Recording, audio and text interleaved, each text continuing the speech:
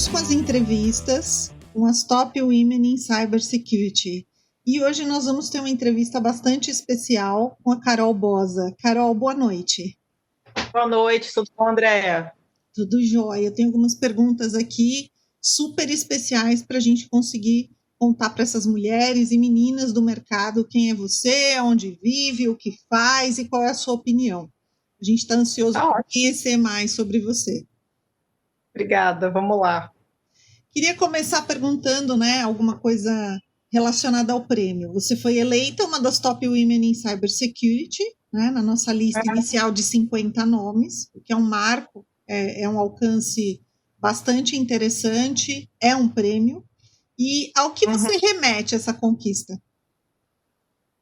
Nossa, passa uma história, né? Num filme, acho que todas devem ter falado isso, que passa um filme na nossa frente quando a gente se dá conta.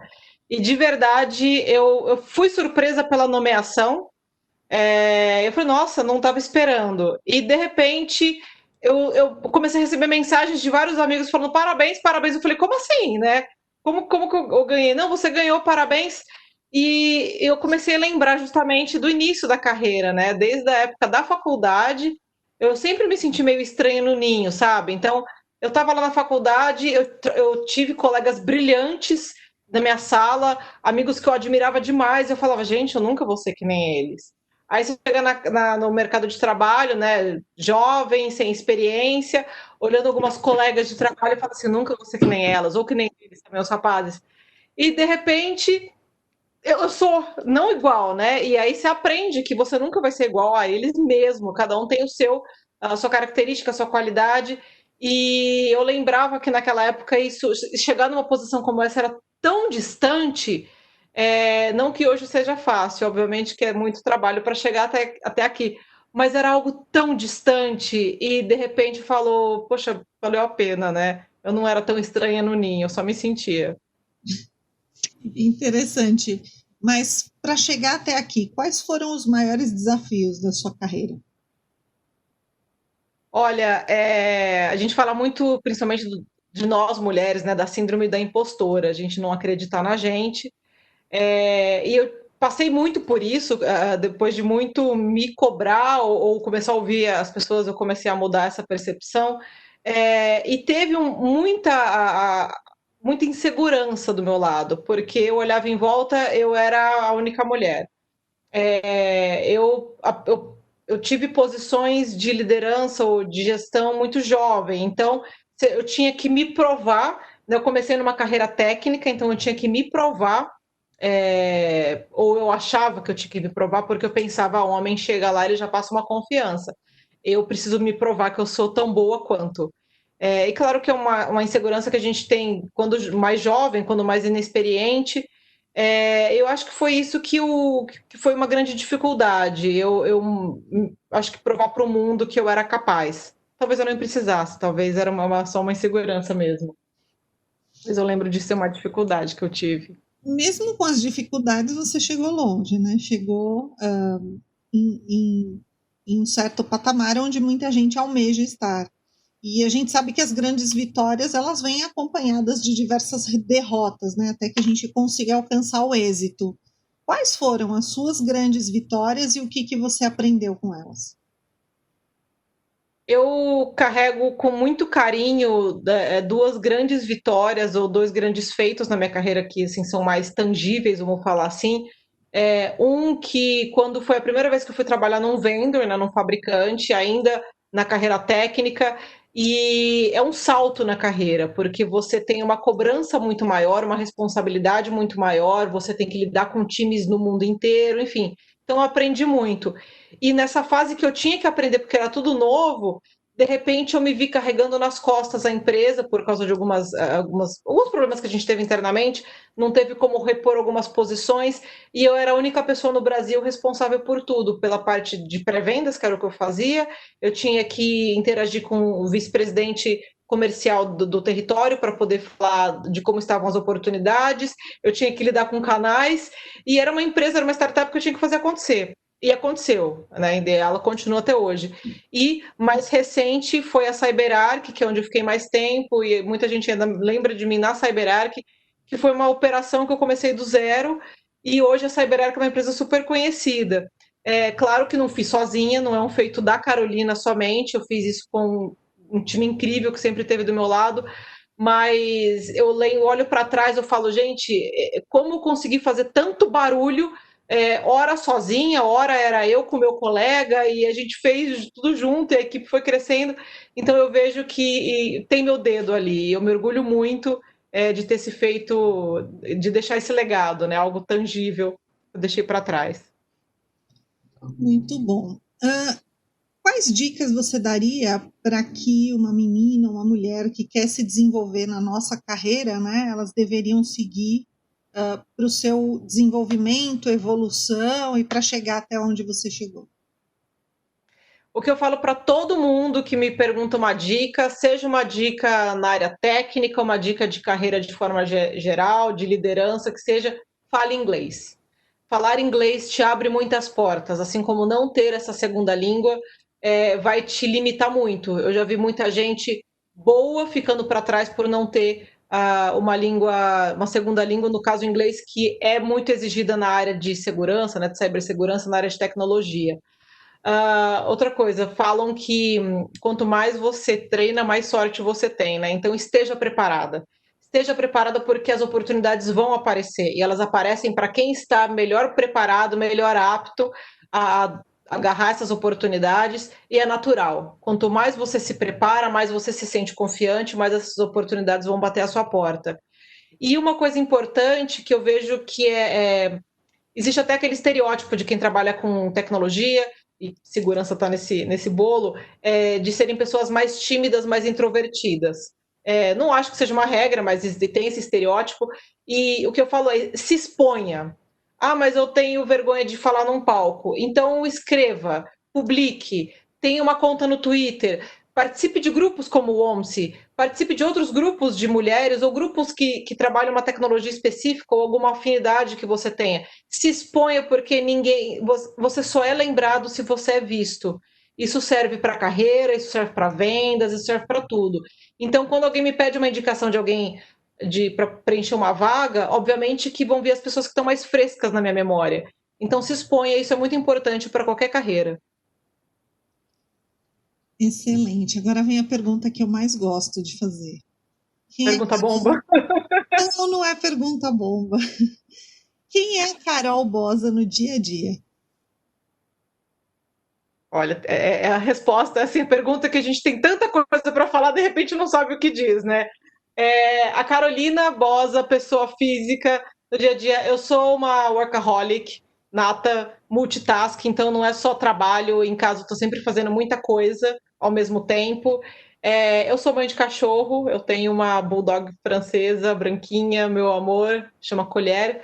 E eu sou dona de casa. Eu falo isso porque já inclui que eu adoro cozinhar, eu gosto de cuidar da minha casa. Pendurei quadro hoje aqui, dá para ver, então eu sou dessas que bato prego, faço furo na parede, estrago um pouco também as coisas. Gosto de decorar, gosto de mexer em móvel, então eu sou bem dona de casa mesmo.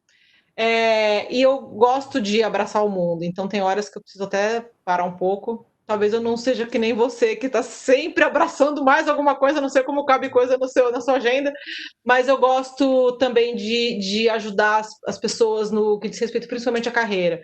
Então, essa semana eu estava ajudando uma amiga minha que está para mudar de posição. Eu abraço isso como se fosse um emprego para mim.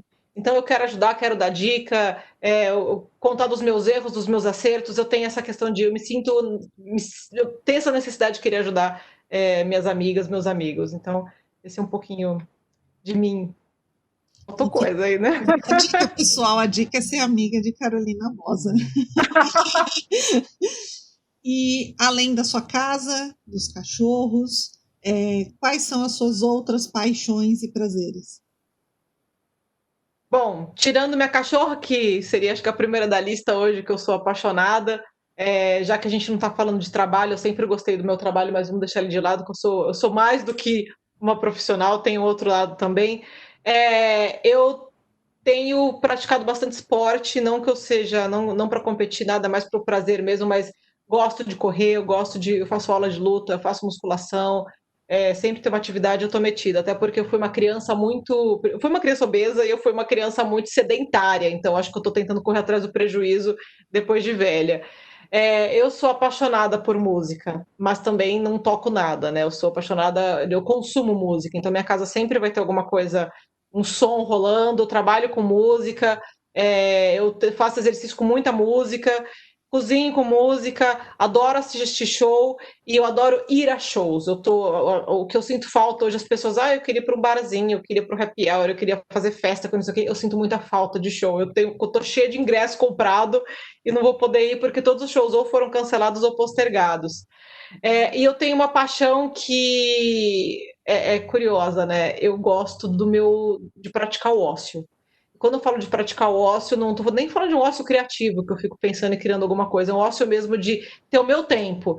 Então eu gosto, às vezes, de ter aquele momento de fazer nada e consumir um conteúdo na televisão fácil de consumir, aquela série que não te faz pensar. E isso também inclui eu fazer nada além de um livro mais leve, eu tomando um vinho, que é minha paixão. Então eu tenho essa coisa do meu momento, meu espaço, que para mim, às vezes eu tô fazendo nada e tô aproveitando. Tenho o prazer de fazer isso. Quais seriam os principais valores pessoais e profissionais aí que te acompanham na vida? Eu sempre fui muito destemida. Desde criança, eu nunca fui aquela criança com medo de errar, com medo de enfrentar, com medo de tomar um não. E claro que isso a gente vai aperfeiçoando. Então, eu não tenho medo de me aplicar para uma posição porque eu acho que eu não vou dar conta.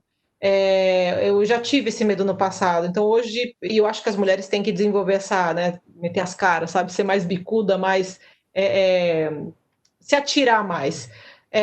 E também eu me preparo para levar o não, porque o não a gente já tem. Então, eu não posso ter medo de levar um não, eu não posso ter medo de dar errado, eu não posso ter medo de ser mandada embora, porque isso tudo pode acontecer. Então, esses medos eu não. Desde jovem, desde pequena, eu nunca tive. E isso também vai por um lado que é um defeito meu, ou uma característica que enfim, precisa talvez ser trabalhada, mas eu me acho uma pessoa meio teimosa.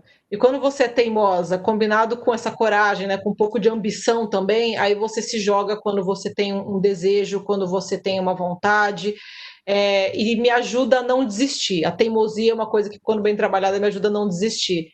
E são algumas características que têm me ajudado desde sempre, né, principalmente essa questão da coragem.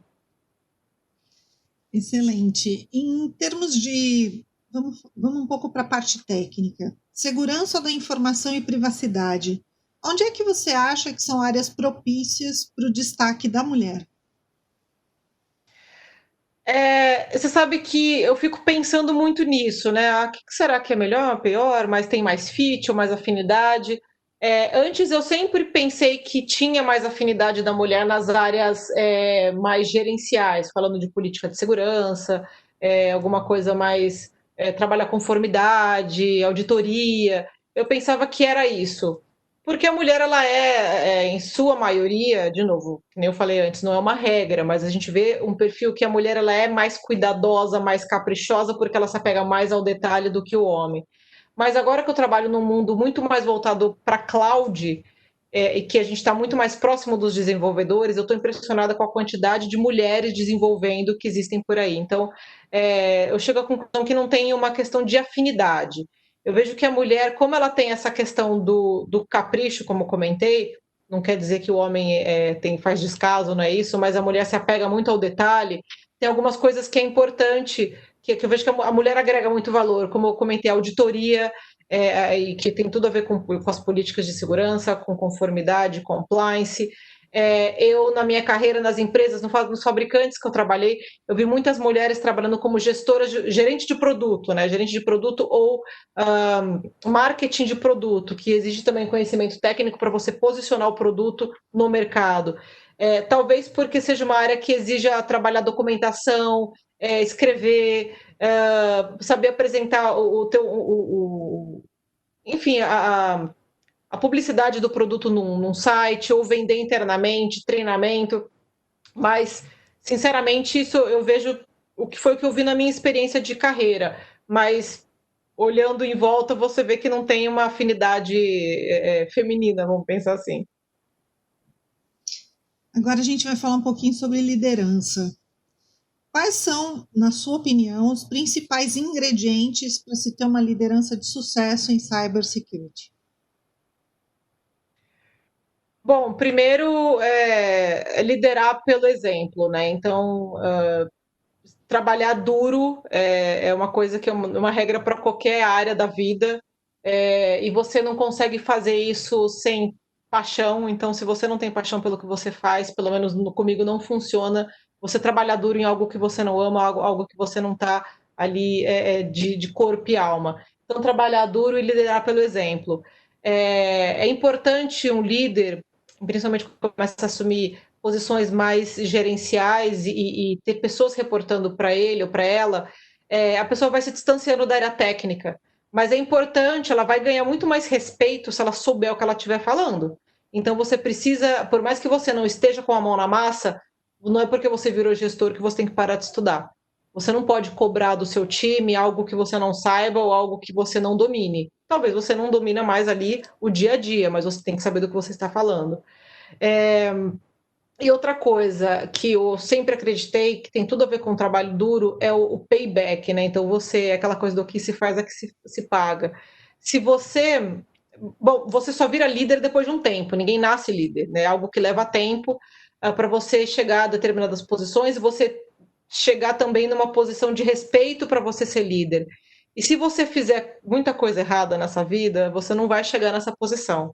Então, a cobrança vai chegar de uma forma positiva também. Então, se você buscar fazer o trabalho correto, honesto, manter seu caráter, sempre trabalhar fazendo as coisas direitinho, parece é um clichê isso, mas a carreira cobra, o mercado cobra.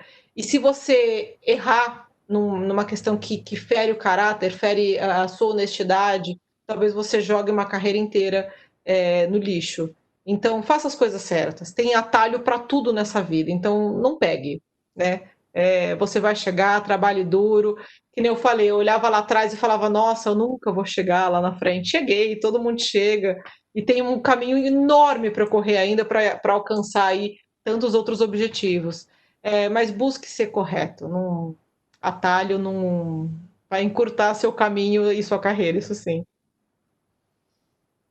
E a liderança traz para a gente uma série de aprendizados, né? A gente falou um pouco de ingredientes para chegar à liderança. Você que já chegou, o que esse caminho te trouxe como principais aprendizados? Um líder que é diferente de um chefe, né? Um líder, eu aprendi muito a ouvir. A gente passa, tem uma fase da nossa juventude que a gente é um pouco arrogante, a gente acha que é dono da verdade. Talvez eu, na minha insegurança, nunca passei por isso. Justamente porque eu sempre tinha aquela questão da impostora de sempre me achar menos. Mas depois de um tempo você aprende a ouvir as pessoas. Você vê que a arrogância, o mínimo de arrogância, não vai te levar em absolutamente lugar nenhum. E todo mundo pode agregar. Todo mundo. E às vezes as melhores ideias vêm das pessoas que você menos espera, das pessoas menos experientes. As pessoas talvez menos experientes, elas vão ter menos vícios, então elas têm uma cabeça totalmente diferente para te dar uma ideia, para pensar numa solução de um problema. E todo mundo está disposto, ou todo mundo tem o potencial de te ensinar, e você tem que estar aberto, e você pode sim aprender com qualquer pessoa. Isso vai muito também da humildade, que de novo, parece um clichê, mas é uma receita que tem funcionado. Então é isso que eu aprendi. E não fechar portas. O mercado é pequenininho, né? Não estou falando só de cibersegurança, acho que o mundo é pequeno. E a questão do payback, de você fazer as coisas certas, e uma hora você enxerga que isso valeu a pena, isso se paga, manter também um bom relacionamento com todos, seja com seus funcionários, seja com seus colegas de trabalho, seja com seus parceiros de negócio. Você não precisa ser amiga de todo mundo, mas respeitar sim, porque esse mundo é pequeno. Então, hoje, nós somos colegas de trabalho, amanhã você pode ser minha chefe, amanhã a gente pode ser concorrente. Então, manter um ambiente respeitoso também é o segredo para você conseguir, né, e seguir adiante junto com essas pessoas que cada hora elas têm um papel diferente. Então, a gente nunca sabe quem vai ser a outra pessoa no dia de amanhã. Interessante. A gente está chegando ao final, mas quando começa a chegar ao final, assim, às vezes eu tenho ideias de perguntas bônus. E eu vou fazer uma pergunta bônus para você. É só bomba ou pergunta Não bomba? é bomba. Pergunta bônus que não é bomba. Tá Pensa bom. em mercado de cybersecurity e tudo que você já viu na sua trajetória. O que você mudaria? Pensando em tendência, pensando em modelo atual, o que você mudaria ali com uma varinha de condão para dizer isso aqui eu acho que no mercado precisa ser modificado, mudado de rota, melhorado? Nossa, que pergunta bônus difícil, né? Não, não é difícil, porque assim, você tem uma trajetória intensa, tem uma opinião muito sólida com relação àquilo que você viveu, o que extraiu. Nada mais interessante do que a gente tirar de você uma projeçãozinha. O que eu mudaria? Ai, nossa, André, você me pegou de jeito agora, hein? Vamos lá, vamos trocar figurinhas. Vamos lá, me ajuda! Então, eu vou tentar só abrir um pouco a pergunta, né? Eu tenho hoje um cenário de como as pessoas entendem cybersecurity, eu tenho um cenário hoje de como a gente formata o mercado de cybersecurity. Eu sou consultora há 26 anos. Você trabalha em boa parte da sua trajetória com ferramentas, né? Que aí acabam sendo viabilizadoras de proteção. A gente tem toda uma parte do mercado que são atacantes, né? E que trabalham no mundo ali, pensando em formas de como fraudar, como invadir um sistema, como usar isso para benefício próprio. A gente tem uma série de ameaças e interlocutores. Tem algo assim que você tenha visto na sua trajetória que você diz assim, puxa, isso aqui a gente deveria trabalhar em conjunto, ou eu mesma, ou com minha equipe, ou para o brand que eu defendo hoje, para melhorar, para mudar? Olha, enquanto você estava falando, me vieram duas coisas na cabeça que precisam ser mudadas. Uma é a cultura do mercado de segurança. Talvez por a gente, é o que você falou, a gente lidar com ataques, ameaças, vulnerabilidades, exposição, as pessoas não gostam de dividir. E agora, no mundo de cloud, no mundo de dev que eu tenho vivido mais, eu vejo o quanto a colaboração é importante, o quanto os grupos e as comunidades se ajudam. Então, essa colaboração, se o mercado de segurança tivesse há tantos anos que ele existe, essa colaboração, trocar figurinha, a gente estaria num mercado muito mais rico, rico de informação, né? Rico de maturidade. Eu vejo que existem muitas iniciativas para isso, até alguns eventos mais fechados, para que a pessoa pode de microfone aberto, né, para a pessoa abrir o coração ali, falar dos problemas. Existem grupos, o próprio WhatsApp proporcionou CISOs, né, CSOs de se reunirem, cada região cria a sua confraria, então esse pessoal não se reúne para discutir produto de uma determinada marca, mas sim trocar ideias de problemas que tiveram. Então, a colaboração é uma coisa que eu mudaria. E outra, é algo que eu queria que todo mundo do mercado de segurança tivesse dentro de si um orgulho que as pessoas não caíram a ficha ainda. Que, assim, o médico, ele é conhecido na sociedade como uma pessoa que salva vidas. Então, ele é tido como um herói. E principalmente numa pandemia como a gente está vivendo hoje, o quanto o profissional de saúde, seja ele a enfermeira, auxiliar de enfermagem e, claro, o grande cirurgião, o grande médico que trabalha dentro de uma UTI. E a pessoa, o profissional de segurança, ele não tem a consciência que ele está trabalhando também salvando vidas. Não é questão de falar, que bonito que você está falando, não é isso. Quando você fala de. Até a gente sempre menciona o Stuxnet, que teve o ataque lá o malware que comprometeu processamento de urânio, usinas de processamento de urânio. Se aquilo lá explode por causa de um malware que estava mexendo na velocidade das turbinas, quanta gente não ia morrer? Então as pessoas elas não se tocaram ainda que eu estou trabalhando, eu tô protegendo grid de energia, né, de distribuição de energia, eu estou protegendo computadores que gerenciam equipamentos hospitalares, eu tô garantindo uma disponibilidade de um serviço de internet que pode ter uma, enfim, que tem tudo a ver com comunicação, e hoje a gente não vive sem comunicação. Então, essas duas coisas, a colaboração e o orgulho de ser profissional da área de segurança, as pessoas precisam realizar isso dentro de si, que é uma área extremamente crítica e vital para o mundo que a gente vive hoje. Viu? Nem doeu. Pergunta bônus. Entendeu? Gostei. E agora, Você conseguiu me dar uma bela dica, você conseguiu abrir uma caixinha aqui. não, eu só trouxe interlocutores. É que às vezes a gente olha, eu pedi um big picture, talvez ela te assustou por ser big picture, mas aí a hora que a gente recapitula os interlocutores para você é fácil. Considerações finais. Eu queria que agora você pensasse naquela menina, naquela mulher que sonha ter êxito na profissão e também quer fazer diferença no mundo. Que conselhos ou palavras você deixaria para elas nesse momento?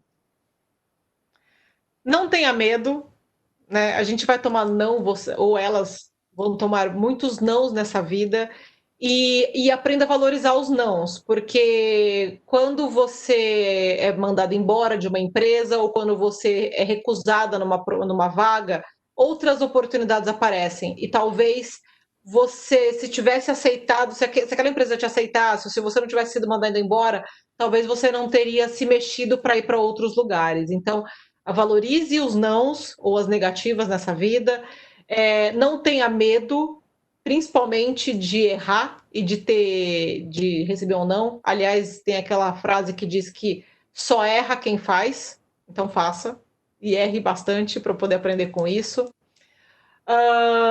E não tenha medo também de se expor. Vá nos eventos, se não é para falar, vai ouvir, participa de palestra, participa de live, participa de evento, entre em grupo de discussão. Não precisa manter up to date com tudo, não dá, é muita informação, mas esteja lá, uma hora ou outra você abre um grupo, tem uma informação que te interesse, esteja conectada com pessoas, ninguém está sozinho, você não consegue se fazer sozinho.